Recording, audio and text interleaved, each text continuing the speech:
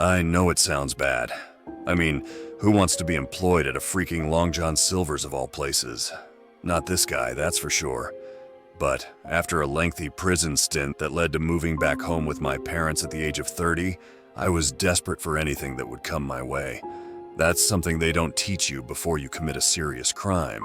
Nobody, and I mean nobody, wants to hire an ex-con. I wasn't exactly doing myself any favors with the sleeves of tattoos snaking up and down my arms and the mean mug constantly stamped across my face, but hey, everyone needs money. I was more than willing to do the work. The problem was no one would hire me. No company, no matter how large or how small, wanted anything to do with me. I was the proverbial scum on the boot of society. Little did I know my luck was about to change. I barely even noticed it when I shuffled past. The Long John Silver's, that is. It had always been there, just a poorly lit husk of a building that no mortal creature dared enter. Honestly, I didn't know if it was open half the time. The place was a ghost town. Something seemed different about it that day, though. I scanned the decrepit building, searching for anything out of the ordinary. My eyes lit up when I realized what it was. A yellow peeling "We're hiring" sign was barely clinging to one of the dingy windows. Immediately, alarm bells were blaring in my head. Yeah, I needed a job, but did I really need one that badly? I pulled out my wallet and watched a small cloud of dust billow into the frigid air as I opened it. Yes. The answer was yes. I did need a job that badly. I scoffed as I made my way to the door. "Mason, what are you getting yourself into?" The sorry excuse for an eating establishment looked just as shitty on the inside as it did on the outside. I wasn't sure whether to be appalled or impressed. I feel like you really have to try to get a restaurant to look that gloomy. If melancholy was what the owners were going for, they hit the nail on the head. I tentatively called out as I crossed the desolate lobby and approached the counter. Nobody was manning the register. A brief thought crossed my mind. The place looked too run down for cameras. I could probably take off with the till with relative ease. No, chances were they didn't have any money in there anyway. It wasn't worth the risk. "Hello, Mr. Silver? Anyone here? I'm looking for a job," I shouted, my voice carrying through the empty building. I was met with silence. I decided to wait around for another minute or so, and if no one came to greet me, I'd call it quits. I glanced awkwardly at the fading menu. I couldn't find a single item that looked even remotely appetizing. I was suddenly snatched from my reverie by a noise. Were those, rubber boots? I waited in anxious trepidation as the sound grew closer and closer. Was this the end of the line? Was I about to be abducted by the ghost of Long John Silver? I was just about to hightail it out of there when a loud, hearty voice boomed from behind me. "Erg! Who dares enter this here eatery? Dine at your own risk." I spun back toward the counter. I was definitely not prepared for the sight that greeted me. The man was exactly how I'd pictured him. He was a burly guy, probably around 6'3" with the boots on if I had to guess. Long, thick auburn hair protruded from beneath a bright yellow plastic rain hat. An unkempt, scraggly beard rested atop a matching yellow raincoat, and he sported an eye patch over his left eye. I couldn't imagine a more cliché fisherman if I tried. Are you Long John? What does it look like? Of course I am. I'm Long John Silver," the man bellowed, wearing a smug grin on his face. I stared at him blankly. This had to be a joke. "Wait, you're serious?" "No, I'm not serious. I just work here. My name is Greg," he said, dropping the phony accent. "Oh, do they always make you wear that?" "What, this old thing?" he asked, gesturing to his outfit. I nodded. "Nah, I just put it on for funsies." "Wait, what the hell are you doing here? No one in their right mind actually eats this slop." "Oh yeah, right. I saw that you guys were hiring," I said, slightly stunned by his statement. "Shoot, I forgot I put that up. Yeah, we're hiring. I'm the manager. When can you do an interview?" Whenever's good for you, I guess." "Whenever, huh? How about now? I ain't got jack shit going on." "Really?" I couldn't tell. Yeah, sure. I've got my resume if you want to take a look at it," I replied. handing him a crumpled piece of paper from my back pocket. Yeah, let me take a gander. I waited with bated breath for the question that I knew would come. It always did. And like clockwork, there it was. What am I looking at here? According to this, you have a 10-year gap in employment. You're an ex-con, aren't you? I sighed, glancing down at the floor. This is how every interview went. The employer would find out I'd been to prison, and they'd drop me faster than a hot coal in the middle of July. No point in lying. He'd find out one way or another. Yeah, I am. I've turned a new leaf, though, I swear. I just need a chance. I promise I'll do well here, Mr. Gregg. Please, The fake fisherman held up a hand, saving me any extra groveling. I don't care if you've been to the big house. Come, take a seat. We'll start your interview, he said, leading me to the nearest table. I was beaming as I slid out a dust-coated chair. I'd never gotten that far before. Most employers would have kicked me to the curb already.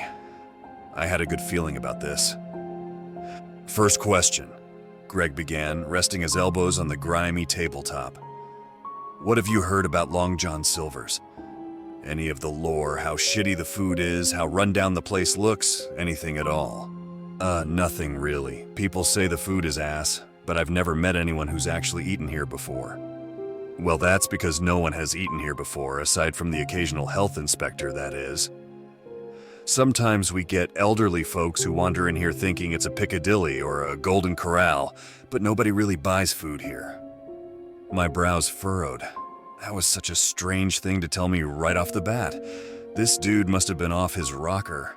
The cosplay wasn't really helping his case. Can I ask why no one eats here? I mean, I can't imagine the food is that hard to stomach. Gregg shuddered. Oh, believe me, if you tasted it, you'd be singing a different tune. But it's not the food that scares people away. Isn't it obvious? I narrowed my eyes on him. No, not at all. This place is a front, for fuck's sake. We don't have any paying customers, the dining area looks like no one stepped foot in it for half a century, and our slogan is Fish Yeah. I couldn't come up with a lazier catchphrase if I tried. I don't get how no one has caught on yet. Corporate's not exactly doing the best job at trying to hide it, if you ask me. I pondered for a moment. He did have a point. Fish Yeah is a pretty trash slogan, and I did feel a bit creeped out even stepping foot into the lobby. Come to think of it, they really weren't doing that much to throw people off their trail. Okay, I'm kinda scared to ask, but what exactly is this a front for? Gregg locked eyes with me, his jovial demeanor melting away. You really want to know? Yeah. That's kind of why I asked. He sighed, tugging on his beard. Well, all right. Follow me. It'll be easier if I show you. But fair warning, you're about to see some fucked up shit. I've seen a guy get his head bashed into a concrete wall so hard that his brains were gushing out from his skull. I think I'll be okay. That's the spirit. Right this way, Gregg said, his boots squeaking against the grungy tile as we walked. He led me past the kitchen and to a door that said break room in faded blue letters. He pushed it open. It creaked loudly on its hinges, echoing through the darkness. Gregg then flipped a light switch, illuminating a set of concrete steps. He turned to me and glanced down to meet my gaze. You sure you want to do this? Sure as I'll ever be, after you, I said, extending a hand toward the stairs. Gregg began clomping down the steps, clutching the handrail for dear life. I didn't blame him. He was a big dude, not to mention the fact that a long tumble down solid concrete steps would probably hurt like shit. I followed Gregg for what felt like a millennia. The temperature began to plummet the further down we went. We must have descended at least 4 stories before we reached a door, but it was impossible to tell. I probably should have been more worried about what was down there. But in all honesty, I couldn't think of anything besides how much that climb back to the surface was going to suck. Suddenly, Gregg stopped in his tracks. I nearly tripped over my own feet, trying not to slam into him. Hey, what gives? I nearly barreled over you. Huh, you? Run over me? Good one. If you haven't noticed, I'm built like a brick wall. But to answer your question, we're here. Gregg could see that I was puzzled. Yes, there was a door sitting before us, but we hadn't reached the bottom. Yeah, this ain't as deep it goes. You don't want to know what's down there, he said, a chill rippling through his body. No, Gregory, actually. I do want to know what's down there. Being all ominous and shit. Who wouldn't be curious after that? Okay, I'll take your word for it. What's in there then? I asked, pointing to the solid gray door that loomed ahead. You're about to find out. Before we go in, you know to keep your mouth shut, right? Nobody likes a whistleblower. I ain't no snitch. You don't make it out of prison alive by being a rat. That's what I like to hear. Brace yourself. We got some weird crap in here. I nodded. Greg stooped down, holding his eye open for a retina scanner I hadn't previously noticed. A green light flashed and I heard the locks disengage. Whoa, that is so fucking cool, I muttered, following Greg through the entryway. Nothing could have prepared me for what I saw. Greg led me down a wide hallway. Overhead lights bathed the corridor in a sickly yellow glow. As we continued to walk, holding cells began to appear to our sides. Thick glass separated us from the things within. Once the first one came into view, Greg held up a hand, motioning for me to stop. I diligently obliged. Before you say anything, yeah, I know. This is some wild fucking shit. This, he said, gesturing to the expanse of cells before us, is the real reason LJS was established. I gulped. Holding cells? Great. I'd just managed to leave prison, and I'd already managed to find my way back to another one. Just my luck. So, who are you guys keeping here? Who? No. You mean what? These things aren't human. Take Kratos here, for example. He'd eat you alive without giving it a second thought. I peered through the glass of the cell before us. The exhibit was expansive. It appeared to be modeled after a marshland. Trees dotted the enclosure and the ground was damp, coated in a thick layer of peat with various shrubs emerging from within. I squinted. It was difficult to see with the poor lighting, but after a moment I finally understood what I was looking at. A massive, scaled creature slithered toward me. It was dark as night, and its yellow reptilian eyes were staring daggers into me as it moved. That gaze, it was enthralling. A soft, soothing voice began to emanate from somewhere close by. Normally, that would freak me the fuck out. But in that moment, it didn't. It was calming almost. That captivating timbre drifted to my ears like a fluffy, unassuming cloud. I was completely entranced. Masson, come closer. There's something I want to tell you.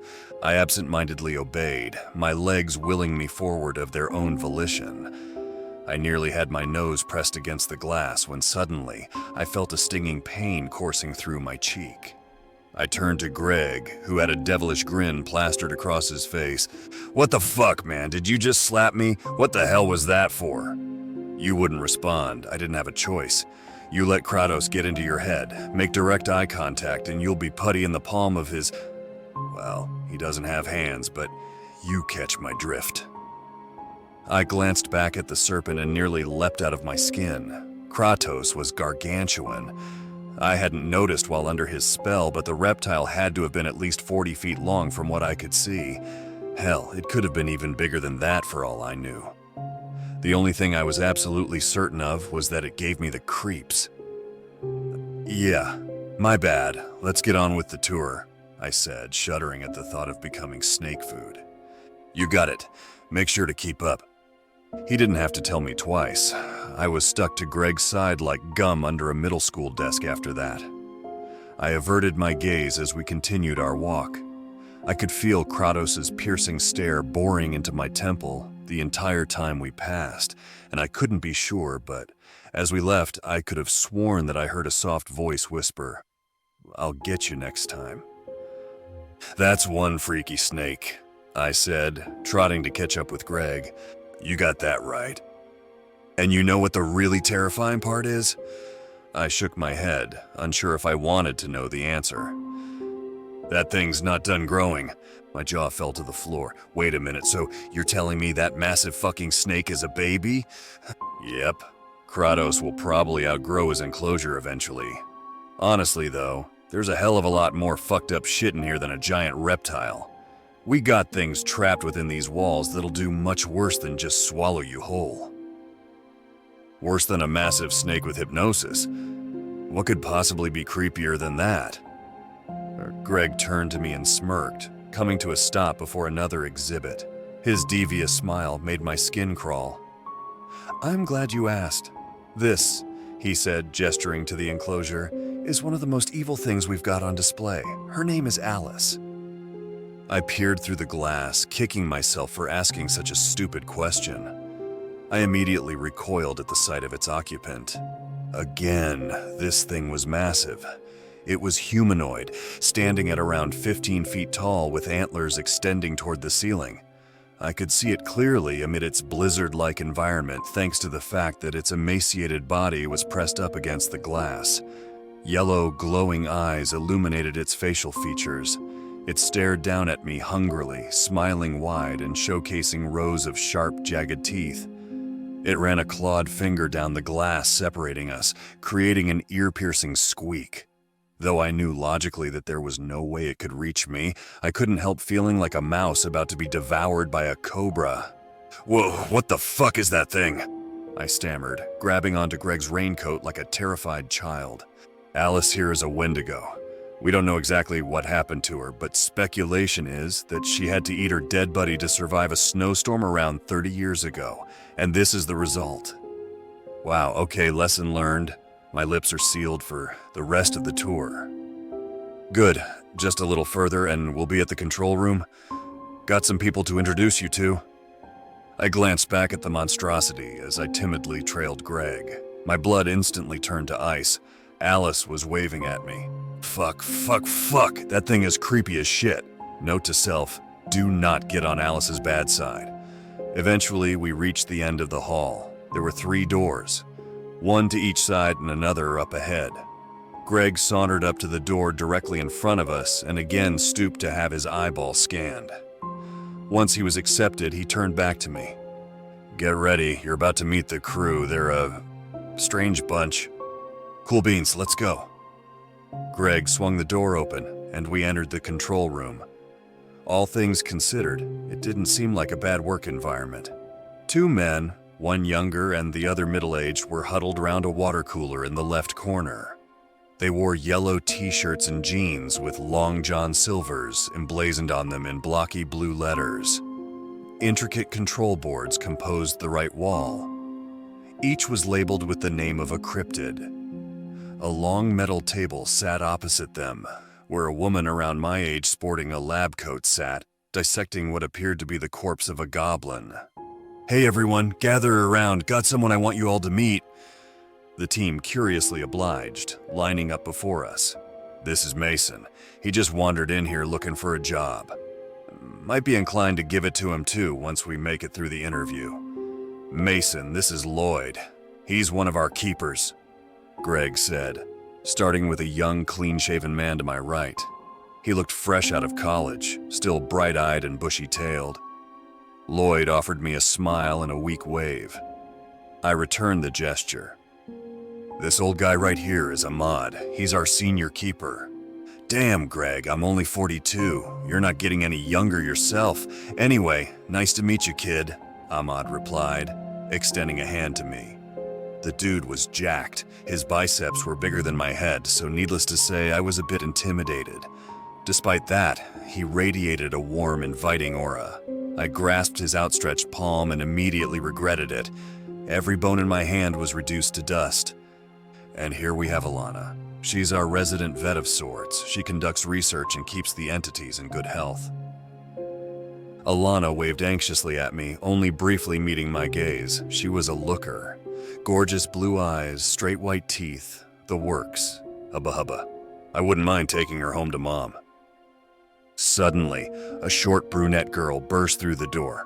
Her hair was disheveled, and she looked panicked. "We have a code red. One of the entities has escaped,"